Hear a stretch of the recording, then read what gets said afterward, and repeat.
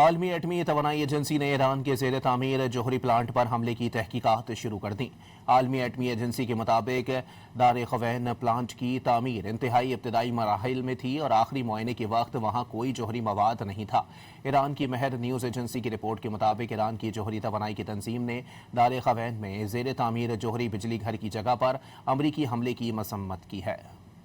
عالمی ایٹمی توانائی ایجنسی نے ایران کے زیر تعمیر جوہری پلانٹ پر حملے کی تحقیقات شروع کر دیں۔ عالمی ایٹمی ایجنسی کے مطابق دار خوین پلانٹ کی تعمیر انتہائی ابتدائی مراحل میں تھی اور آخری معائنے کے وقت وہاں کوئی جوہری مواد نہیں تھا۔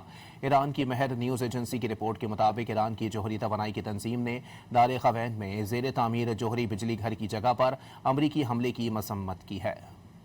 عالمی ایٹمی توانائی ایجنسی نے ایران کے زیر تعمیر جوہری پلانٹ پر حملے کی تحقیقات شروع کر دیں۔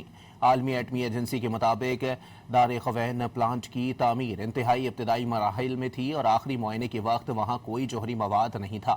ایران کی مہر نیوز ایجنسی کی رپورٹ کے مطابق ایران کی جوہری توانائی کی تنظیم نے دار خوین میں زیر تعمیر جوہری بجلی گھر کی جگہ پر امریکی حملے کی مذمت کی ہے۔